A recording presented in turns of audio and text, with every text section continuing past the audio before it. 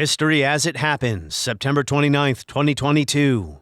The Wars of Soviet Succession. I look forward to working closely with President Yeltsin in support of his efforts to bring democratic and market reform. But I don't believe anyone could ever have doubted that there would be obstacles on Russia's road to a vibrant economy and a strong democracy. In Russia today, the clear winner of the Russian presidential election, Vladimir Putin, began to establish the Putin era. In Bucharest, we must make clear that NATO welcomes the aspirations of Georgia and Ukraine for their membership in NATO. NATO is calling for a halt to fighting in Georgia's South Ossetia region, battling that could draw Russia into a full-scale conflict. The United States of America stands with the democratically elected government of Georgia.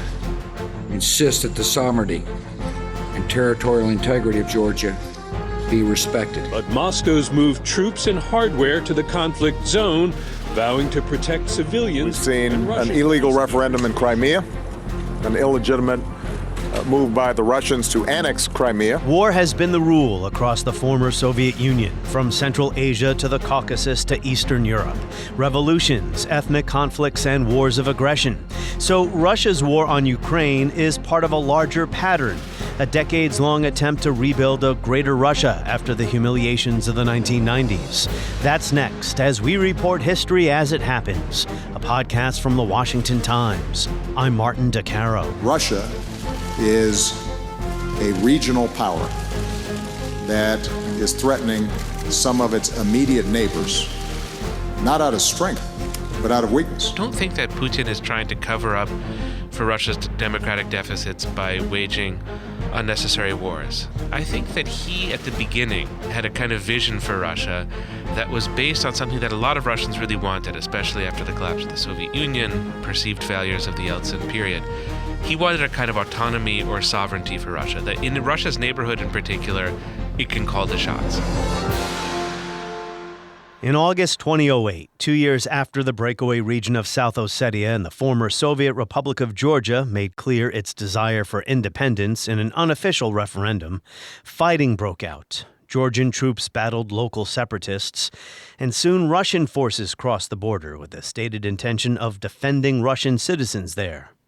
Fighting spread to a second breakaway region, Abkhazia. During the short war, and lasted 5 or 6 days, President George W. Bush sided with Georgia against his old buddy Vladimir Putin. Well, all right, old buddy might be a stretch, but we can all remember how chummy they were earlier in Bush's presidency.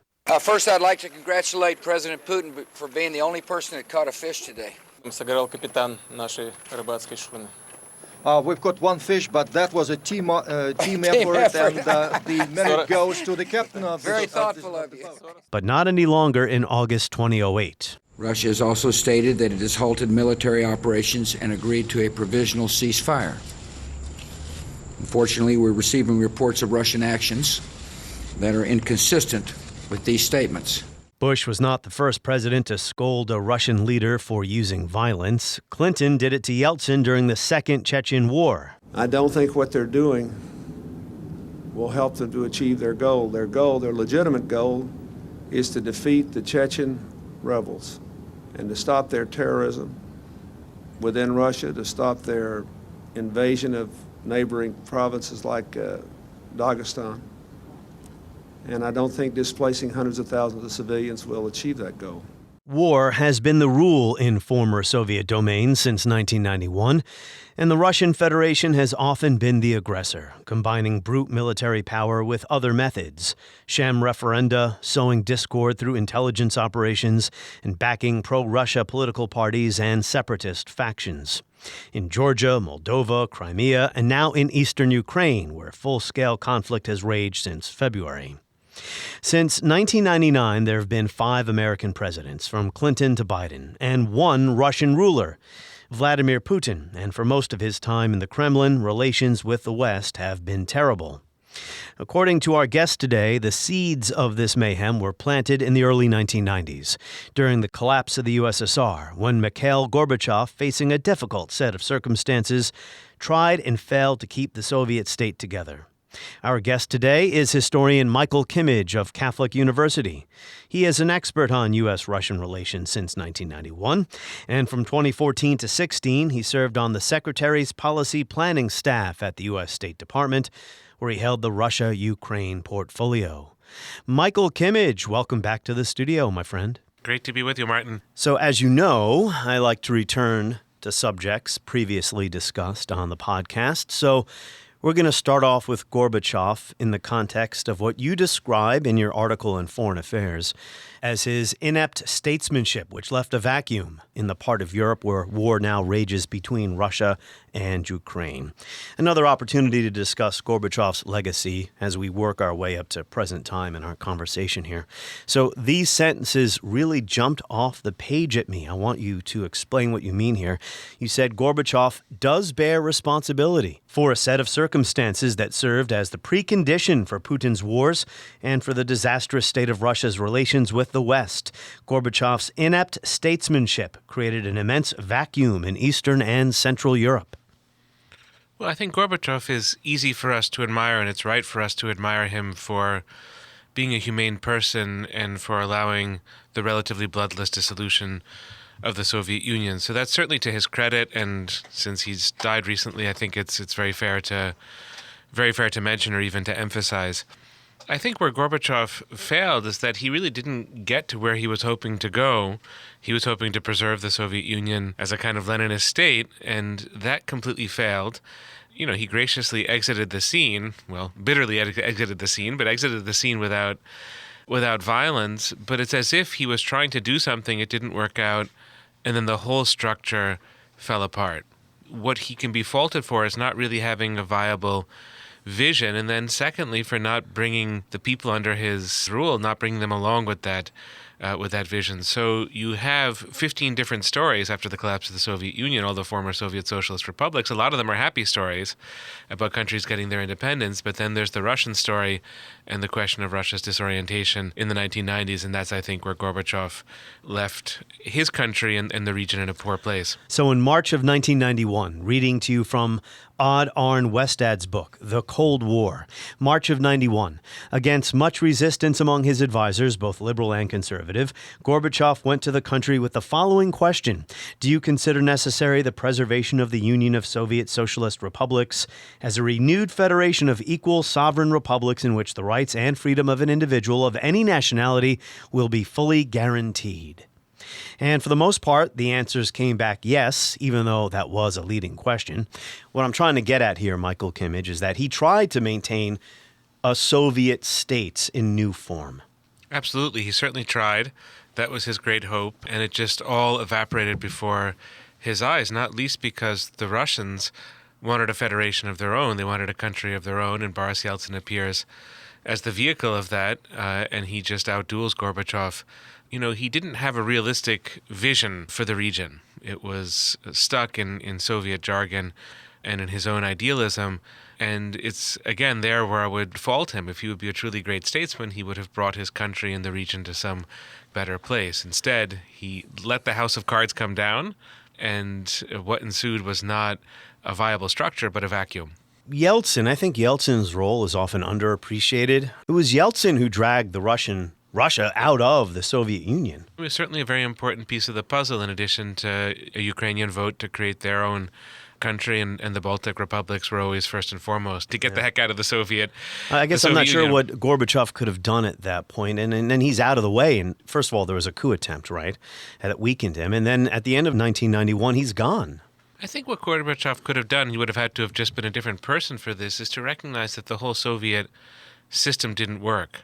And couldn't be preserved, and morally speaking shouldn't have been preserved. And he should have started to think through what would be the alternatives, what would be the new arrangements, not just for Russia, but for an array of countries that were in a state of flux in the early 1990s as a result of the Soviet Union's collapse. And I think it's a kind of thinking he was just completely incapable of. He was really trying to prop up Lenin's vision, it was a fool's errand at the time. I mentioned that referendum that he put to the people, the question. The Baltic states, Georgians, Armenians didn't even want to participate in it. But as Westad writes, the results in the other republics were still a massive popular vote for the Union, with yes collecting more than 3/4 of the votes. In Russia, 73% voted in favor of the Union, which perhaps, as Westad writes, was not surprising given that Russia had constituted the USSR in the first place. But it was Yeltsin and the others behind Yeltsin who dragged Russia out. I guess what I'm trying to say is Gorbachev was willing to let communism go as an economic system, and he wanted to create a politically pluralistic Russia. But he did not want to see the Soviet Union dissolve. He wanted to maintain a Soviet state. It's kind of hard to fault him for that, I guess is what I'm saying. I think one has to, though, because it just wasn't a solution anymore. There weren't enough willing participants, whatever the polling data was. The handwriting is on the wall, probably much before Gorbachev gets to power, that the Soviet Union was an artificial construct. A lot of the countries didn't want to be a part of it. And so this fictitious statesman that I have in mind, who's an alternative to Gorbachev, would have seen that and would have led the region in that direction. Instead, Gorbachev was wedded to certain theories that had very little bearing on reality. But he wasn't a great negotiator either. He wasn't. Well, I think it really follows from his lack of vision. It's hard to negotiate when you don't have a viable vision of where you wish to go. So he got outdueled by the U.S., he got outdueled especially by West Germany, and he ended up just making concession after concession. And he didn't really have the means to do otherwise because he was very financially dependent on the West. But to understand where we are at the present moment, Russians look at those concessions, many of them, and say, he just sold us down the river. One of them being Vladimir Putin. Absolutely. Who did not attend Gorbachev's funeral recently and is trying to be the anti-Gorbachev. He's trying to be somebody who consolidates the country. And rather than making concessions, somebody who is willing to confront the West and sort of take that as far as it will go. So he's the mirror opposite of Gorbachev. I want to revisit these key years, though, in the early to mid-1990s, however, before we get to present time, because a lot happens between Gorbachev's exit and February 24, 2022. Right? So the vacuum you described, there's so many unresolved issues by the time Gorbachev leaves. Now we have these newly independent countries. The Warsaw Pact is gone. So what's going to become of them? Where do they join? Do they become part of a confederation of independent states aligned to Russia, or do they want to tilt west? Now, I've had the great NATO debate, the NATO enlargement debate on my podcast many times, but we can revisit it here. I mean, at first, the idea of expanding NATO to Ukraine was seen as unrealistic on the American side because there were so many other outstanding issues that had to be dealt with. The fate of Russia under Yeltsin, right off the bat, as well as the state of nuclear weapons in Ukraine. Well, Gorbachev had this vision that he liked to describe as a European security architecture from Lisbon to Vladivostok, which is a very beautiful idea, and I wouldn't want to ever completely give up on it, but he had no way of making that possible. So he exits the scene in 1991, a little bit unwillingly, but he does exit, and you can tell a very positive story about what happens to Europe, and it's a true story. And this is the entry of newly independent countries into the European Union on the one hand and into the NATO alliance on the other. And the European Union helped to bring them rule of law and connection to broader Europe, and NATO provided security. So there's a very important and positive story to be told. But it's not the full story because Europe is big, and you have countries that don't make it into the club. So it's not just Russia and not just Ukraine, but it's also Belarus, these sort of former parts of the Soviet Union. And so NATO and the European Union solve a lot of Europe's problems, but they certainly don't solve all of Europe's problems. You get the so-called in-between states, and of course Russia itself, which is not in the club, but close to it with close proximity. And so that's just an ambiguous question. And for quite a while, after 1991, this was not especially fraught. It seemed like Yeltsin could live with what was happening. Even the first couple of years when Putin is powered, it's not heading for a absolute disaster. The disaster does come, but I wouldn't want to overinterpret it into the first 15 years after the collapse of the Soviet Union, because things were not that bad in that phase. Clinton and Yeltsin had a surprisingly strong rapport. This was our 8th visit as heads of state. It was a good and productive one, which emphasized the stability and the strength of the partnership between the United States and Russia. Это была наша 8-я встреча на высшем уровне. Эта встреча была хорошей. And U.S.-Russian relations were actually pretty good, as you just alluded, but there were so many problems inside Russia. And by the end of the 1990s, the wars of Soviet succession are beginning. We'll get to that in a minute. I just want to go back to NATO for a moment as to why American officials were worried about this, because NATO enlargement itself could create new problems, in the view of Secretary of State Warren Christopher in June 1993, citing Mary Elise Sarati's work here in her book, Not One Inch. At a meeting of NATO foreign ministers, Christopher said, "At an appropriate time, we may choose to enlarge NATO membership, but that is not now on the agenda." He also saw Ukraine as a problem. If NATO expanded, it was hard to see how Ukraine can accept being the buffer between NATO, Europe, and Russia. And this, he said, will militate against our efforts to get rid of Ukraine's nuclear weapons. So right from the get-go, I mean, there's been this huge argument in our country and really across the world about to what extent can we blame NATO enlargement for provoking Russia over the decades, because all Russian leaders have opposed NATO enlargement. But right from the get-go, American leaders were worried about this. I think that the issue of provoking Russia can be put into the background. It is true that NATO enlargement irritated Russian leaders from Gorbachev to Yeltsin to Putin, but, that's in the order of things, and there are lots of things that Russia did that irritates its neighbors or have irritated the United States. I think that, to me, the deeper issue when it comes to NATO is just how many problems can it solve? And I think it succeeded in solving a lot. There's an incredible utility and value to NATO, but what is, acutely the case is that there are a number of problems that it didn't solve. And one of them is how far east was NATO going to go? And then... Well, there was the question of maybe even Russia joining it at some point. Of course, yeah. I mean, Turkey has been a member of longstanding, so, in the sort of southern flank of NATO, it extends pretty far to the east, and the Black Sea has a number of states that are NATO members, but Belarus and Russia are sort of outside of the domain of NATO, and it's not surprising in some ways that Ukraine became the contested area. It has been for several hundred years. It's a very, very choice piece of European geography. And until 2014, the population of Ukraine itself was divided on the question of NATO membership. It was sort of a half-half situation. So there, too, you could sort of sense a certain ambiguity. So it makes a lot of sense that Ukraine, rather than, say, Belarus, would be the place where the U.S. and Russia would collide. Well, as you know, Stephen Kotkin, the great historian of Russian history, has said, this isn't about NATO. He said an aggressive, revanchist Russia would exist whether NATO expanded to the east or not. 1999, Czech Republic, Hungary, and Poland joined NATO. Then in 2004, Bulgaria, Estonia, Latvia, Lithuania, Romania, Slovakia, and Slovenia. So let's talk about, the reason why I invited you in here, Michael, is my great interview skills. It takes me about 15 minutes to finally get to the key questions. How do you define the wars of Soviet succession? I think it's a helpful phrase at the moment because I think we still have implanted in us the sense that the end of the Cold War was this miraculous moment, which it was.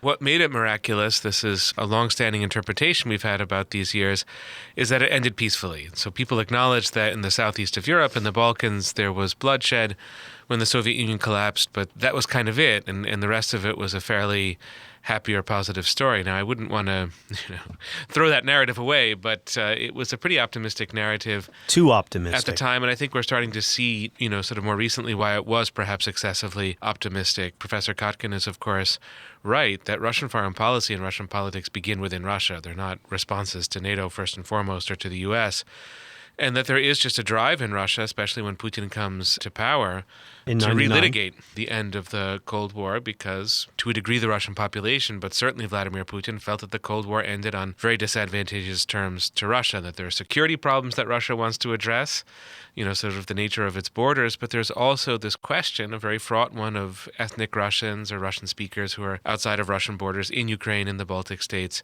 Belarus, elsewhere, and Russia feels like it has a role to play in the protection or the quote-unquote protection of those peoples. And so since 2008, when Russia initiated a war with Georgia, Russia has been willing to take military action to achieve the kind of Europe it wishes to see, and I think you could characterize those as the wars of Soviet succession. The first war with Chechnya, maybe that doesn't fall into this category, but that was Yeltsin's doing, correct? And then there was a second war with Chechnya. Absolutely. I mean, Chechnya is just technically a little bit different because it's a part of Russia. So there, I think Yeltsin and then Putin was trying to prevent separatism from within the country, although it's very legitimate to think of that as a war of Soviet succession. And then that gets translated into something more radical in 2008, although one needs to mention that Moldova is a place where Russian soldiers enter in 1991, or where they had been in 1991, and they never leave. So there's a part of Moldova, that's a frozen conflict already in the 1990s. That's the template for what's going to happen in Georgia in 2008. A major issue is Russia's contention that the regions of South Ossetia and Abkhazia may not be a part of Georgia's future. But these regions are a part of Georgia, and the international community has repeatedly made clear that they will remain so. And all of this is really the template for the terrible, terrible war that's unfolding before our eyes in Ukraine. And we should also point out that Yeltsin spilled blood within Russia during the tumultuous mid to late 1990s. He turned the cannons on the parliament building. Many people died in that situation. Right. There's another way in which the optimistic reading of the end of the Cold War deserves some reconsideration. There was the notion that Russia had sort of become a democracy suddenly after 1991. That was how Yeltsin described himself. I think he did have something in him that was sincerely democratic, but there were a lot of shortcomings, and one of them was internal violence. And after Yeltsin fires on the Russian parliament, he grants himself a great deal more executive power. So Russia takes a mild authoritarian turn already in the late 1990s, and of course Putin, when he comes to power in 2000, is going to very rapidly start consolidating that authoritarian rule, and that will bring us eventually to the dictatorship that Russia is today. But the U.S. continues to stick with Yeltsin because the alternatives were far worse. So it was believed, the alternatives being a kind of return to the Communist Party or buffoonish extreme nationalists. That was certainly the claim. It's an interesting counterfactual. If the U.S. had held back a little bit and not been quite as robustly behind Yeltsin, whether that would have perhaps been a better contribution to Russian democracy, but it's probably a footnote to this larger story. I think the key problem from the U.S. side was just not seeing clearly enough some of the menacing notes that were being struck within Russian politics and also within Russian foreign policy already in the 1990s, the golden 1990s. That's right. And for all the talk of NATO enlargement and how Russia would respond, in hindsight, but maybe not even in hindsight, Russia was not interested in attacking Poland, going back into the Baltic states again during this period of time we're discussing. Ukraine is different, but I think the threat was to places where Putin sees a return to maybe a greater Russia rather than the old Soviet Union and the satellite states. Crimea, the Donbas, Transnistria, a breakaway region in Moldova. We can talk about all these different cases. Let's talk about Georgia in 2008. Is that really the first major war of Soviet succession in places called South Ossetia and Abkhazia? And I know you're going to correct my pronunciations if I get these wrong, Michael. No correction necessary. Okay. Sounds great to me. I think that it's legitimate to think of it that way. It's a big step for Russia to take. I don't think that there was too much fear of a direct confrontation with the United States, but Georgia was a partner. George W. Bush had mentioned at the Bucharest summit, together with his NATO partners, that one day Georgia would be a member of NATO. That happens earlier in 2008, a bit before the August invasion. Here in Bucharest, we must make clear that NATO welcomes the aspirations of Georgia and Ukraine for their membership in NATO and offers them a clear path forward to meet that goal. And so Russia is really throwing down the gauntlet there and saying to the United States that it is willing to take extreme military measures to create the world it wishes to create. And if the U.S. is opposed, then so be it, but Russia's going to go down that path. Now, you have inklings of that before 2008. In 2007, Putin gives a very aggressive speech at the Munich Security Conference where he sort of puts the U.S. on notice. So he says, do not expand NATO to Ukraine. Go ahead. But he had said that, sort of very, very consistently, although at the beginning of Putin's reign, he had himself contemplated Russia joining NATO, but he gave up on that. But yes, there's a continuum there, and 2008 is a turning point in the sense that it's a much more militarized confrontation, not just with Georgia. It's not just a conflict with Georgia. Maybe that's another way of thinking of these wars of Soviet succession. It is a confrontation with the United States already in 2008. So for Russia, the role of the U.S. in this region is a very important circumstance, and some of what Russia is doing has much more to do with the United States than it does with these neighbors of Russia. Would you say Putin was more cautious in these earlier wars of Soviet succession? Absolutely. He was very concerned about the U.S. entering into Georgia, so he had the capacity to go to Tbilisi, the capital city, but he sort of turned the army around and stuck within those two areas of Georgia, and then he froze the conflict, so he didn't go further. So he allowed the U.S. to stand back if that's what the U.S. wanted to do. And I think 2014, 2015 in Ukraine, there are a lot of things that Putin doesn't do. He doesn't attack Kiev. He doesn't send in missiles all over Ukraine, which he could have and which he'll do in 2022. But he then also held back, I think, also out of fear that the U.S. would start to push back very, very dramatically. He also did not recognize the independence of those two breakaway republics, if we can call them that. Or annex them, that's correct. That's right. You have an excellent piece that I want our listeners to seek out. It's a free article, so they can read it at foreignaffairs.com, which is the publication of the Council on Foreign Relations.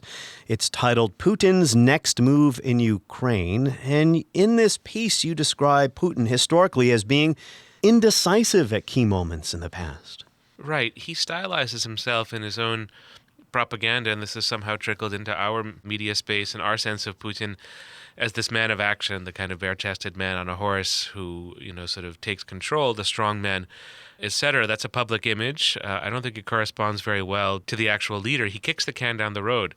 If we go back to Georgia just for a moment, he sort of goes in, takes a piece of Georgia, perhaps gives Russia some degree of leverage in Georgia, but it's not as if he sort of solves the problem and then it just sticks around. He goes into Syria in 2015 to prop up Bashar al-Assad, has a bit of success with that, but, Syria is stuck in a terrible civil war, and Russia has done very little to resolve it. In Ukraine, he goes in, annexes Crimea. That's an action for sure, for which he's popular in Russia. But then he moves his soldiers into eastern Ukraine and he can't really figure out what to do with them. It doesn't really buy him much influence in Kiev. It produces all of these sanctions that he then has to deal with. And for 8 years, 2014 to the present, he kicks the can down the road. So he defers. The collapse of the Soviet Union was not only an event, it triggered a process. And I think looking at these wars as wars of Soviet succession instead of small individual squabbles, looking at them as part of a structure is really helpful. Moldova is a tiny country. What was Putin's interest in Transnistria, a breakaway region there? I mean, why bother with these small slices of the former Soviet Union? Well, Putin has this fear of losing influence, and it's not completely irrational. Certainly what happens after 1991 is that the influence of the U.S. in Europe, or the influence of the European Union or of Germany, grows very considerably, and Russian influence diminishes. And I think Putin feels, and again, he's probably not entirely wrong about this, that if he would just try to achieve whatever he wishes to achieve with Moldova through persuasion, through speeches, or at the United Nations, that he wouldn't get very far. So he's kept his soldiers there. He sort of planted them there. I don't know if he's achieved a great deal with that, but I think in his eyes it gives him a kind of sustained influence at a time when Russian influence really was ebbing, especially in the 1990s. It's not Putin who did that, it's Yeltsin who put that into effect. Terrific piece of reporting in the New York Times by Jeffrey Gettleman, an old friend of mine. Putin's strategy was to turn strategic slices of the former Soviet Union into separatist hotbeds to hobble young nations like Georgia, Moldova, Ukraine, all struggling to break free from Moscow and move closer to Europe. He says the tools were generally the same: bankrolling pro-Russia political parties, deploying intelligence agents to foment protests, sowing disinformation through Russian television. Well, what are your thoughts on the methods that are used here? Yeah, well, they're dirty methods and they're ugly methods. What they underscore is what Russia has not been able to do since 1991, which is to form normal, healthy relations with its neighbors that are based on mutual trust and some degree of attraction that might be there on the part of a Ukraine or a Moldova, Belarus. I mean, at times that attraction has been there in the past to Russian culture, language, but that's not at all. Why is that? Why? Is it because Russia really didn't have these countries something to offer? I mean, you talked about Gorbachev and his lack of vision. Putin doesn't seem to have a vision either of a better future for these places. For these places, no. I think Putin is very much affected by his own paranoia, by a very dark reading of how international affairs works, and in a curious way by a kind of pessimism about Russia itself, as if Russia can't win the argument under normal circumstances, so it always has to cook the books and manipulate and use security services and eventually military force to get what it wishes. I mean, I wouldn't want to overdo the KGB background of Vladimir Putin. I think that can be a cliche at times, but of course it's relevant here. He doesn't come to politics from a very neutral background. He comes to politics from the background of being an intelligence officer in Dresden in East Germany in the end phase of the Cold War when he feels that the Soviet Union loses the battle. And so he's going to win the battle in his own eyes, but it's the way that a security officer or an intelligence officer thinks. It's a tragedy for Russia that it has a leader who's a person of so little imagination and with such a dark view. Great point, because he does come to office in 99-2000, not a thoroughgoing autocrat. At least that's how some of my guests over the past few months have described him. There is some hope for maintenance of democracy. So my question is, to what extent can we blame what's happened here with respect to Russia and the treatment of its neighbors, former pieces of the Soviet Union, on the failures of democracy and capitalism inside Russia? To your point, he didn't really have a positive model to offer these former pieces of the empire. No, he that wasn't so much a question, but thank you for bailing me out. Not at all. Yeah. It's true that he didn't have a model. I think that he comes in initially as a kind of modernizer. He does bring a version of capitalism to Russia, and I think you could say that may change now with sanctions and with this extreme war that he's fighting, but maybe that will be Putin's achievement. Certainly the economy absolutely booms and the middle class grows quite a bit between 2000 and 2008. And it seemed to be, you could sort of look at Putin this way at this time, and I think a lot of Russians did, that yes, he's a man of a certain aggression. He's not a softie, he's not an intellectual, but he kind of gets the job done in a technocratic way, and the job in that sense was really very much an economic job. But I agree that there's something, I would put it this way, that he is an autocrat in the making. It's, of course, relevant here that Russia has a centuries-long tradition of autocracy that encompasses both the imperial and the Soviet period, so he's got a lot to work with historically, but I think he is an autocrat in the making already at the beginning. And like an intelligent autocrat, what he does is go step by step. He doesn't do it overnight, because nobody really wants to live in an autocracy, so you have to be pulled into it, and it's better to pull people into it gradually. But the way in which Putin emerges as an autocrat, especially 2011, 2012, when Medvedev, the puppet, is removed and Putin is clearly the leader of Russia, that goes hand in hand with a very aggressive foreign policy. And it may be possible that you would have a democratic election in Russia and they would elect a hardliner who would be a tough guy on foreign policy. It's entirely possible.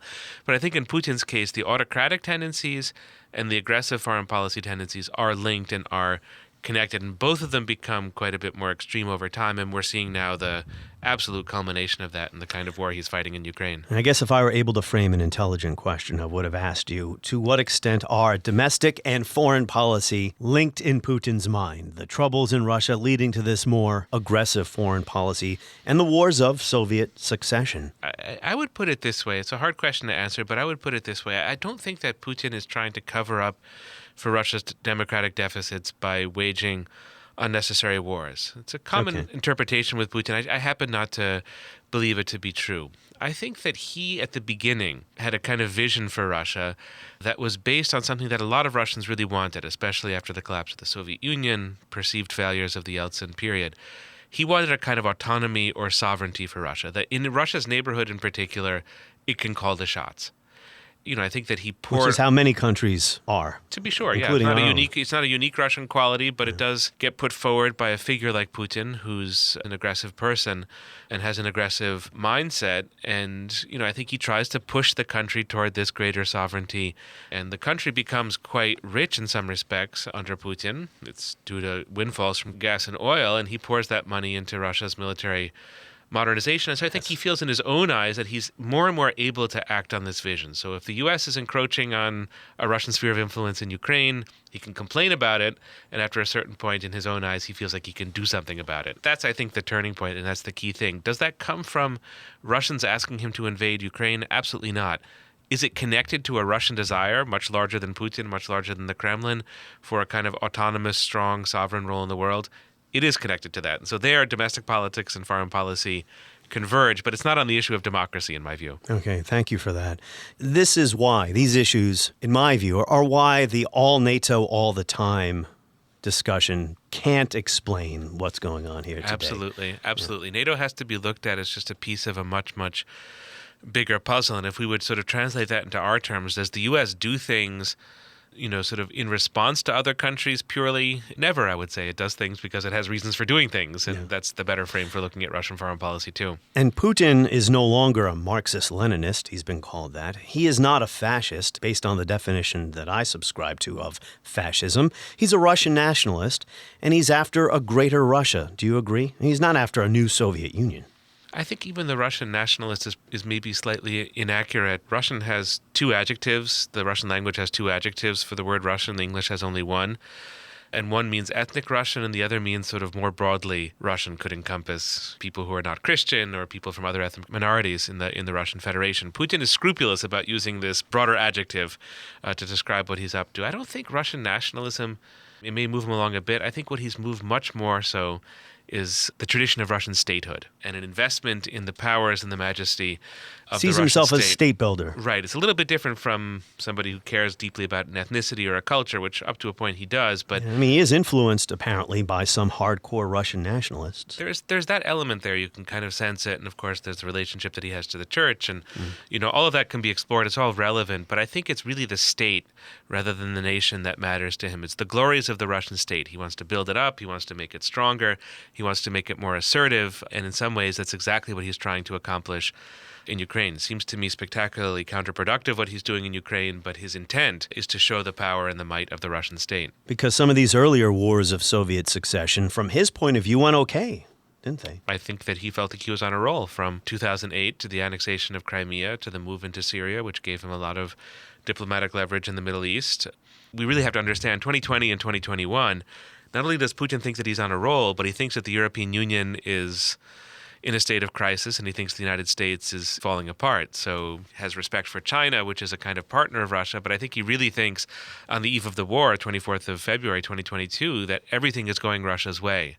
Not the interpretation most Americans would give to Russia circa February 2022, but it matters, of course, how Putin thinks on the eve of his catastrophic war. Yeah, some of my questions here have been about the failures of democracy, capitalism, the tumult in Russia in the 1990s.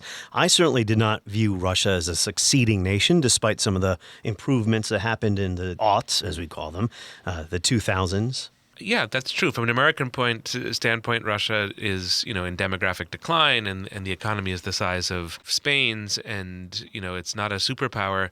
There's the famous quote, of course, from Barack Obama that Russia is a regional power rather than a superpower. All of that, is not fiction or it's not nonsense. Russia is a regional power that is threatening some of its immediate neighbors, not out of strength, but out of weakness. Ukraine has been a country in which Russia had enormous influence for decades, since the breakup of the Soviet Union.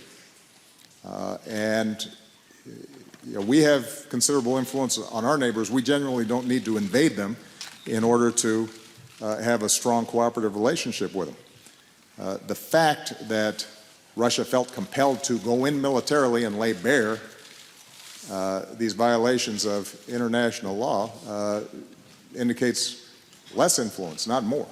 But from a Russian vantage point, or from that's Putin's, insulting to the Russians to hear that. Yeah. That may well be true, but it's sort of an outsider's vision of the country. But from let's say a pro-Putin Russian standpoint, and there are lots of Russians who wouldn't subscribe to it, you can create a story of ascendancy after 2000. It was a country in turmoil in the 1990s. Its economy was falling apart. It had sort of lost everything. And Putin restores Russia to a kind of greatness. And I think Putin was really banking on that narrative for his war.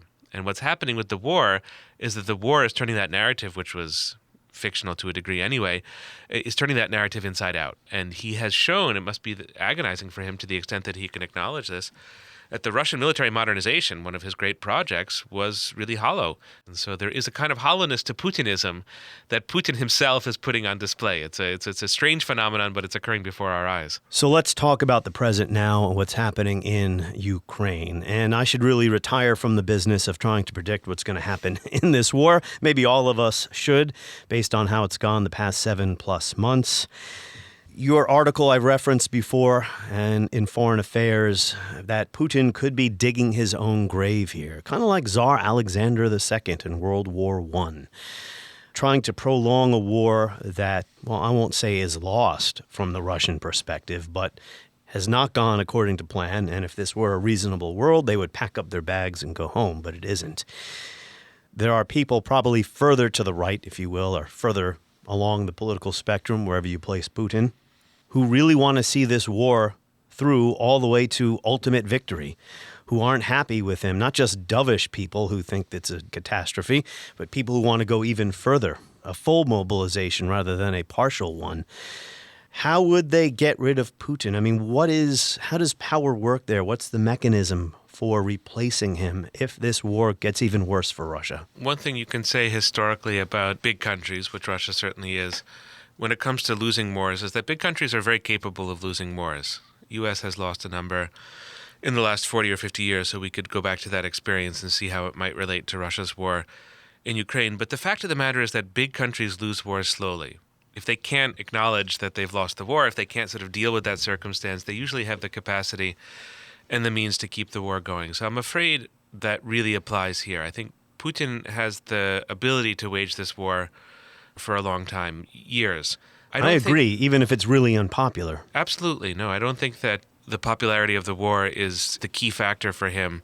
Although, polling data suggests over the summer that 70% of Russians thought that the war was a good idea. So that wasn't the case maybe on the 23rd of February. But once the war was happening, it cannot be described as unpopular in Russia. Once the first drop of blood is spilled, everything changes. Absolutely. I mean, that may be changing now with mobilization. That's a familiar story. And it's very rare for any war, even a successful war, to become more popular over time. But I think for the foreseeable future, Putin is quite insulated from his own population, certainly. I think that that's easy for him to manage for the next couple of years. What about his base of power, the people who, he just can't wave a magic wand and stay in power forever. He's there because some people want him there, right? I'm not sure. I don't think that there's anything even like there was the Politburo in the Soviet Union. That's right. I was thinking about the Politburo. A kind of advisory body to the General Secretary, but also, can't quite say a check and balance, but a little bit of that role. I don't think Putin has anything like that. The people around him are sycophants and cronies. They wouldn't be there if Putin hadn't brought them into the Kremlin. And they're also mediocrities by Putin's own choice because he doesn't want to bring forward a truly talented or charismatic alternative. So if you look at Dmitry Medvedev, he's just not a very formidable figure. And so it's very hard to say that any of these people, it's sort of hard to imagine in a way that any of these people would emerge as the kind of Brutus to Putin's Julius Caesar, at least not yet. I think things have to get a lot harder. Maybe there has to be more dissension in society, more upheaval, which could very well come as a result of the mobilization.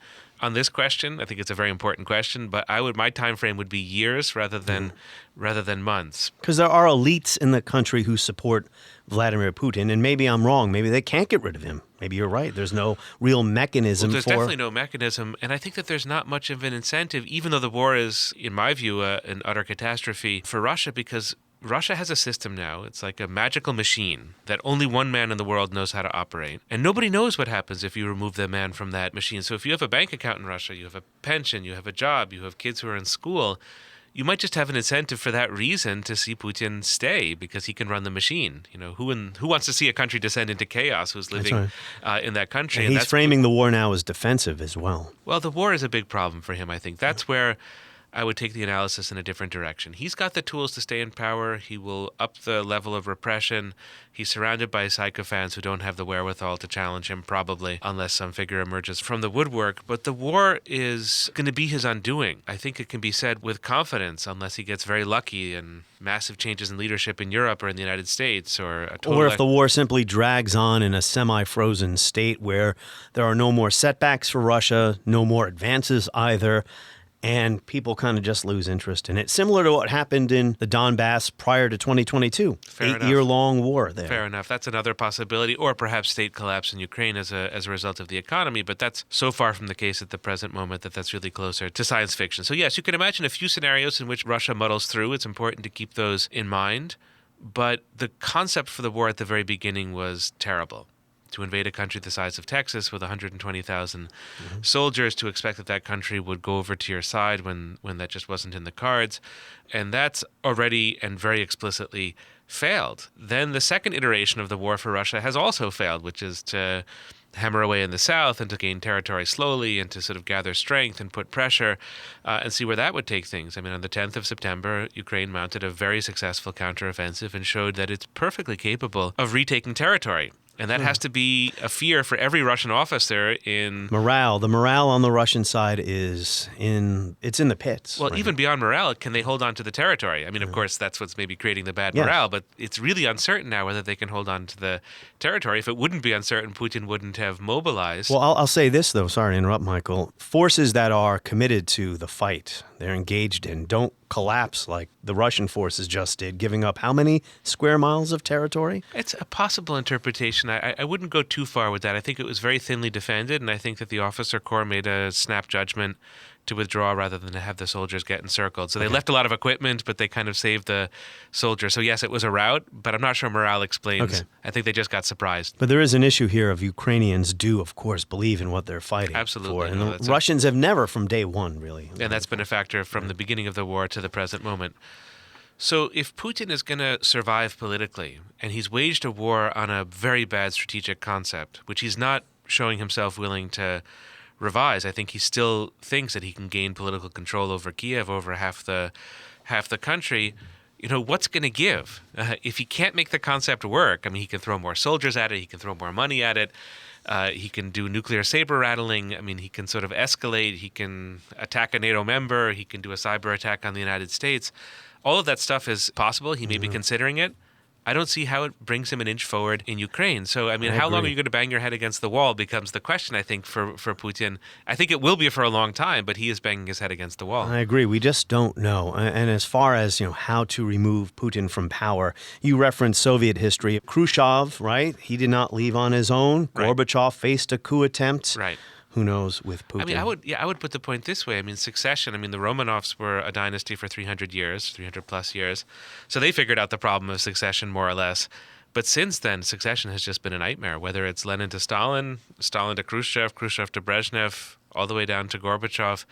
Putin himself is the handpicked successor to Boris Yeltsin, and that was a pretty anarchic thing. And, who knows what Putin himself can do now. I think he's actually made the job much more difficult. Yeah. 2 years ago, maybe he could have installed a kind of clone of Putin if he could find one now. I think that clone would own the war, and maybe it's not a position that many people would want to fill. So succession is a nightmarish problem, and has been for a long time in Russia. And it could get worse afterward. I mean, this was George H.W. Bush's concern when the Soviet Union looked like it really was going to collapse. He said, hold on, maybe we actually don't want this to happen.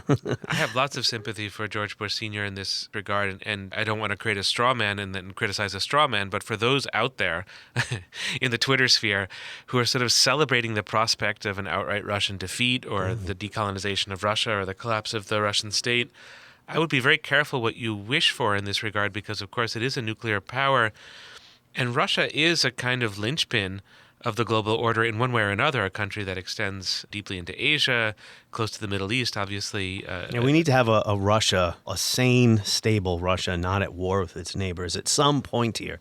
I don't know how we get to that. Well, that would be very desirable.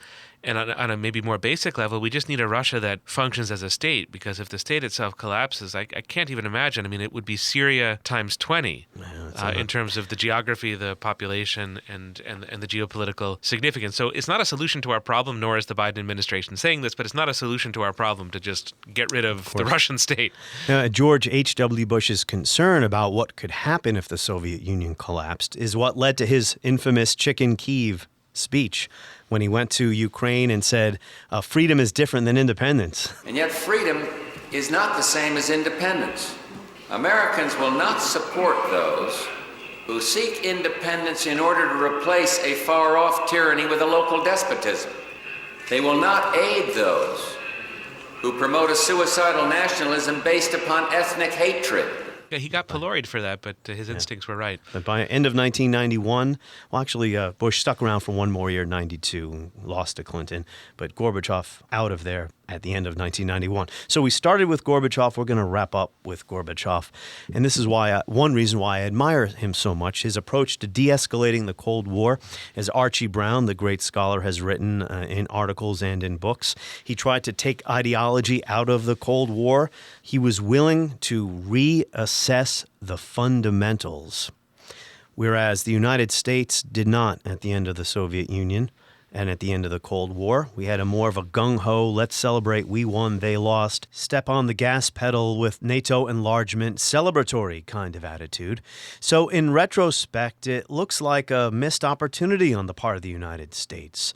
While the Soviet Union reassessed the fundamentals about its role in the world, under Gorbachev anyway, the United States did not. That wasn't a question. Let me go back to the last couple of years at the end of the Cold War and conclude our conversation with a few thoughts about Gorbachev. A crucially important question. And I think at the beginning of our conversation, I was critical of Gorbachev. I think that he sort of, to me is a little bit like a kid who walks into a living room and sees a big glass structure and he kind of knocks it over and it smashes and then he walks out of the room and sort of leaves other people to deal with it. And I think that's a fair point as far as it goes. But Gorbachev is a complicated man and it's a complicated legacy. One thing that really motivated Gorbachev, and it motivated Reagan equally from his vantage point, was a concern about nuclear war. And Gorbachev gave up a lot, was willing to negotiate a lot, was willing, as you say, to reconsider for the sake of avoiding a nuclear conflict. He lived in the wake of the Chernobyl disaster. That's sort of one of the first things that happens on his watch. It had a deep effect on him. That's not nuclear war, but just sort of nuclear catastrophe. And Reagan was very, very, very exercised about the question of nuclear weapons' dangerous potential. So the two of them found a way to create enough dialogue that they could deal with the fundamental questions or the fundamental problems of the nuclear age. I don't think Biden can accomplish that with Putin. If he could, I would recommend it, but it would be a silly recommendation at this point because Putin is not available for dialogue and pursuing a war in such a radical fashion that you just have to counter his measures. But let's not forget the importance of the task. U.S. and Russia remain these two major nuclear powers. They have responsibilities that follow from it, and the U.S. will have to manage this as best it can. Maybe it will be a question with the next Russian ruler. Maybe it will be a way of controlling Putin's nuclear brinksmanship. But let's learn what we can from Reagan and Gorbachev in this respect because, sort of the final thing I'll say, for all of their flaws and shortcomings as statesmen and politicians, they managed this question very, very capably and very well at a very tumultuous and fluid and difficult period. So let's remember that as we live through a fluid, tumultuous, and difficult period of our own. Not that the recipes will be the same, but some of the responsibilities and the tasks are the same. The shorter version of my question/speech was, we'll never know what history would have been like had NATO packed up and gone away the same time the Warsaw Pact did. That's a very, very interesting question, and you could say a deep counterfactual question, because the world that we live in is very much a product of events that did in fact happen in the 1990s.